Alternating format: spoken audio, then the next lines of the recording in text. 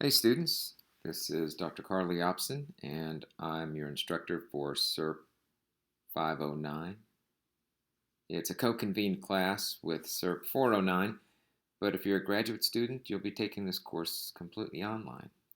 And I want to walk you through a few things during this course introduction to get you off to a good start.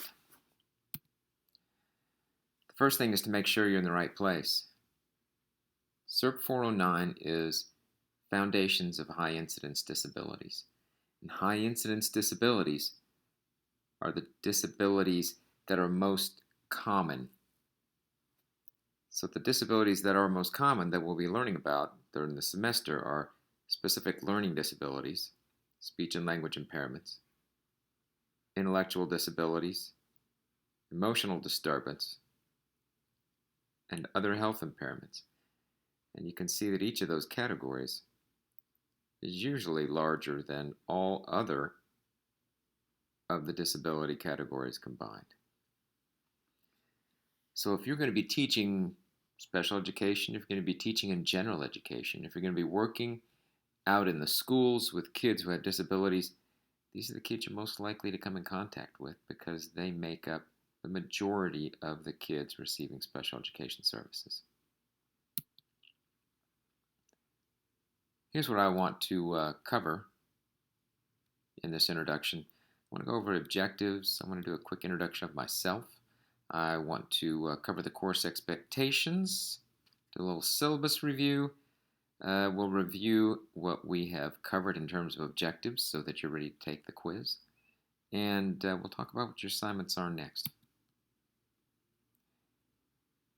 The objectives for this session are for you to know how to contact me if you need me.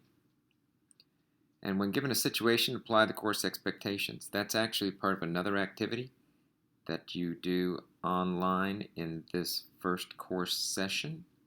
And it's about defining course expectations.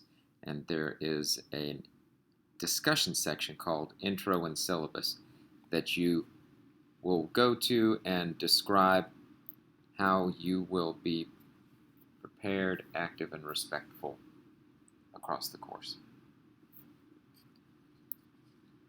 I want you to be able to name the major graded assignments for the course. We'll cover those really quickly. You have an opportunity to read those on your own in the syllabus. I want you to know how to locate the materials online. I think that's going to be easy.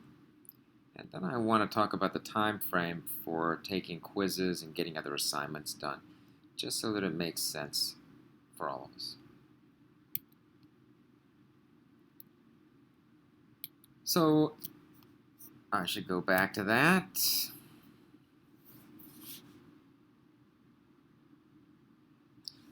So by way of introducing myself, I started out as a classroom teacher of kids with emotional and behavioral disorders.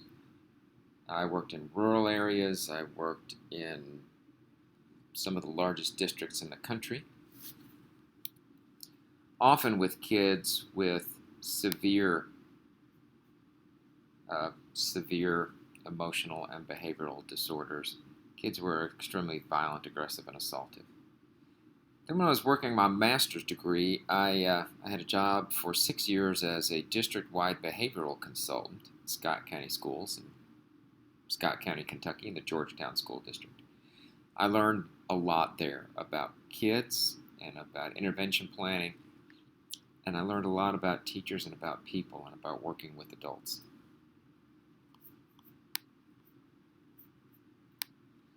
I also have a master's degree in assistive technology, or selecting assistive and adaptive devices to help kids access their learning environment and their life in general.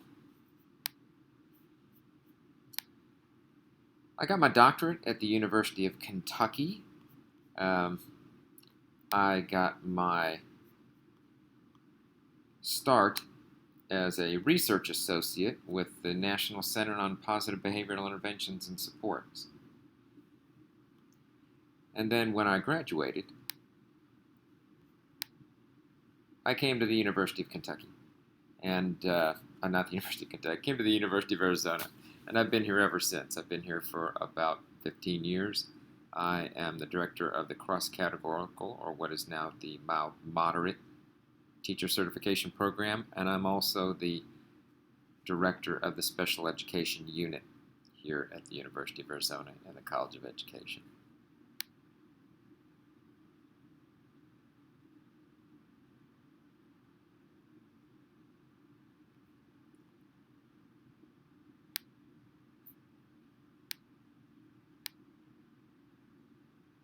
Let's move on and do a quick review of the syllabus. I really want you to know how to get in touch with me if you need some help. You can call my work number. It will ring through to my cell phone also, so you will definitely get hold of me. But if you just need some general help, you can get hold of me by email also. Allison Zagona is my co-teacher this semester. She's one of our brilliant doctoral students, tons of experience. She will be around to help you out also. The course starts the 25th, and you get going and it runs along pretty quickly.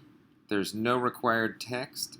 All the readings that are assigned by me will be available on D2L either as links or as actual articles that you download. So take a look at the course activities.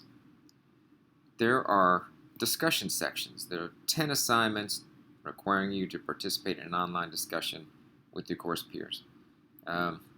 Each posting is worth 3 points, and they're graded on content, clarity, and grammar. 1 point for each, right? 1 point for content, 1 point for clarity, 1 point for grammar. Really what I want you to do with the discussion sections, they often have to do with doing some reading or evaluating across a couple of readings. You're graduate students, and so sometimes your discussion section prompts are a little more challenging than the undergrad. But I hope that you get a lot out of doing the discussion sections. Allison and I will make sure we get in there and we'll read everything. We may not be able to post to everything, to comment back directly to everybody, but we definitely read everything you write. Weekly quizzes. There are lots of quizzes in this course, and it is because I want to model frequent measurement. There are 2 types of quizzes, class quizzes and reading quizzes. And there are 12 of each, and they're worth a total of 70 points. And you take them at the D2L website. Lots of quizzes, but don't worry. We prepare you really well for every quiz, and you'll get a taste of that after we finish this intro, because there's a quiz about what you're learning right now. The thing that really sets you aside or sets you apart from the undergraduate course is that you do a research synthesis paper in this course. It should be at least 4,000 words, written using APA format, and it's worth 50 points, and it's graded on a rubric that focuses on grammar, content, and synthesis, and I will go into that in detail and give you examples of other people's papers, and we'll actually walk through a process where you tell me what your topic is, you tell us what the articles are, you give us a draft, you have peer reviews, all leading to a really well-designed paper that you're likely to get nearly full credit on. And then finally, there is a final exam worth 50 points. And the final exam consists of some short essay questions that look outrageously, tremendously like parts of quizzes that you've done earlier. And that's the point. We want to measure your learning frequently along the way, and then when we get to the end, we're going to dip back into some of what we've done previously to see what you still remember from it and how you piece those together. People do really well in the final exam because we prepare you really well. You can see here there's an evaluation summary, and then letter grades are standard, right? 90%, 80%, 70%. Your written projects, just be sure that anything you write and turn in don't grab anything from online and just stick it in your paper. D2L has a feature called Turn It In that we use, and it's automatically turned on, and it compares your paper to everything in the world, basically, to see whether or not you've grabbed sections of somebody else's work. You don't need to do that. Just summarize work instead of stealing it. Summarize it and give people credit. One of the things I'm going to ask you to do for the quiz is to tell us what you find interesting in the syllabus. So make sure you walk through, and I'll show you in a minute exactly how you have to finish a couple weeks' work in a week, but don't worry about it. We've kept it fairly light so that you can get that done. But take a look through the syllabus. You'll see that we're going to be talking about basic history of high incidence, the demographics and perceptions that we have of people with high incidence disabilities. Talk about issues in assessment and lesson planning, issues in curriculum and instruction and placement. Then we're going to start talking about each of the high incidence disability areas, and we're going to spend a lot of time looking at the qualification requirements and comparing them across states, because many of you will work here, many of you may work elsewhere outside of Arizona. So you need to know that requirements can change from state to state, and you need to be able to compare not only their requirements for certification, but the paperwork they use, because that changes also. So we'll talk about kids with intellectual disabilities, talk about the characteristics of learning disabilities, we'll talk about behavioral disorders, school violence, talk about physical disabilities and ADHD. Then we're going to step back and talk about kids in general, kids with high incidence disabilities, and not those specific categories, but talk about their cognitive characteristics, their academic and learning characteristics in terms of reading, and then math. And then we'll talk about social and emotional characteristics, and we'll help you learn how to teach social skills lessons. We'll do some general class management discussion. Then we'll talk about positive behavioral supports and responsiveness to intervention. And finally, we'll have the final exam.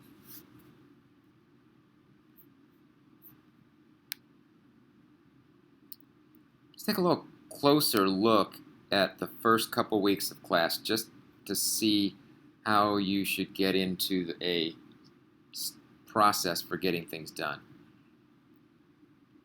When the week opens, this first week of class opens on a Monday, what we'd like you to do is review the Class 1 content, take the Class 1 quiz. Review the Class 2 content and take the Class 2 quiz. Do that for the Class 1 and Class 2 readings also. Right? The reason we need to do that is because we have to open up all of Week 2 material for students who actually come to the physical class. So the undergraduates come to a classroom with us and hang out for a presentation. And we open Class 2 for them. To keep all of us together, we need to have you guys working on Week 2 at the same time that the students are preparing to come to Class 2. So that they're doing Reading 2 and you're doing Reading 2 at the same time, so we're all working together.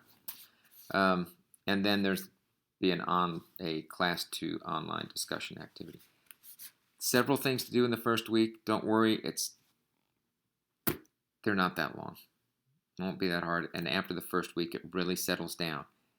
After that, when the next week starts, then you jump in and you do the Class 3 content, take the Class 3 quiz. The Class 3 reading, take the Class 3 reading quiz. And do the Class 3 discussion activity. When Week 3 starts, you do Week 4 content and Week 4 class quiz, Week 4 reading, and Week 4 reading quiz, and the Week 4 online discussion activity. As I mentioned, one of the things we're trying to do in this class is model frequent measurement. It's an important thing in education. If you want people to learn something, you should have objectives, and you should have some kind of activities that help people learn the objectives, and then you should find out what they've learned. It's more important for you than it is as the teacher, as the instructor, than it generally is for the students. Okay, because then you know if I see that you guys get a lot of stuff wrong on the quiz questions, I can go back and reteach. Same thing with the reading quizzes, okay? And we're going to use relevant practitioner sources, great readings, I think, out of good teacher practitioner journals that you should learn about, and you should learn which ones they are. And I'll let you take a closer look at this yourself. They're open at the beginning of the week. Try to get them done whenever you have a quiz. Try to get it done in the week that it's open.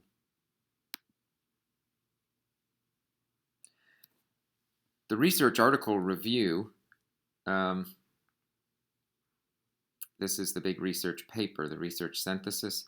Really the idea is that you are able to extend your knowledge on a specific topic that you're interested in.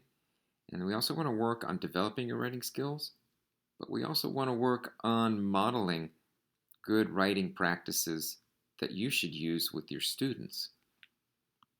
And that's why we'll have you give us a draft and do some peer editing. These are some of the journals that you should look to. I think you'll get a better sense of them because we'll be reading from some of them. But I want you to use journals, not newspaper articles, not websites, right? Peer-reviewed journals. And there's an activity in the opening week for extra credit, as a matter of fact, that helps you learn how to search for an article. And if you're having trouble doing that, let us know and we'll help you out. So remember, it's worth 50 points. You'll want 3 journal articles on a topic in the area of high incidence disability. We'll be doing outlines, drafts, peer reviews, and then a final. And we'll walk you through all along the way. And 4,000 words is about 5 to 7 double-spaced pages, and it's graded by a rubric that we'll take a look at later. More specifically, in terms of the style, we wanted an APA, and you may have to brush up on APA style. We can give you some links to help you do that. 1-point margins, 12-point type. And the basic format for this that most people use is like an introduction to a topic. They review the first article, they review the second article, they review the third article, and then they do 2 or 3 synthesis topics that bring together elements of those articles and have a summary. For instance, if you're really interested in strategies for teaching social skills lessons to kids with ADHD, you might find 3 articles on that topic. And then you'd have an introduction that would talk about how important it is for kids with ADHD to learn specific social skills lessons or specific types of social skills. And then you would walk through each article and talk about what they learned in their research. And at the end, you would pull some of those articles that would tell us what Article 1 and 2 and 3 together perhaps meant. And then you'd have a little summary at the end. And all of that should take you 5 to 7 pages.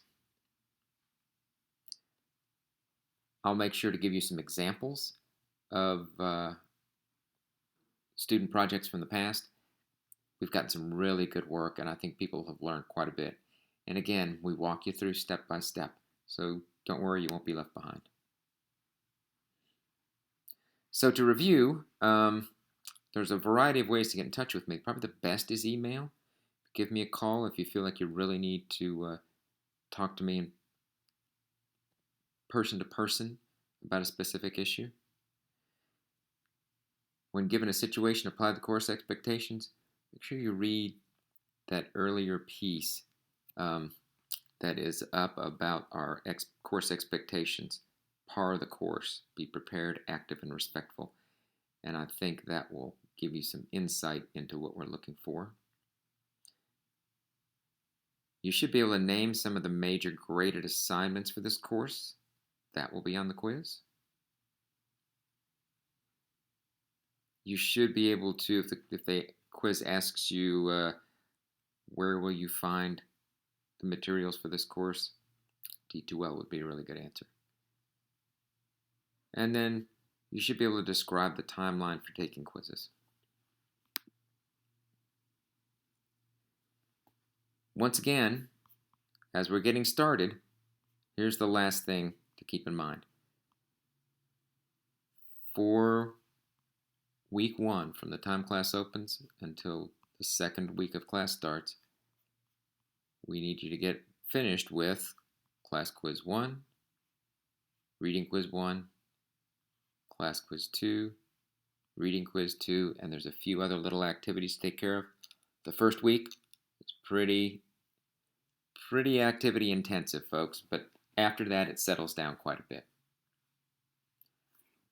Look forward to having you in class, and I really hope you're going to enjoy taking it as much as I enjoy teaching it. See you online.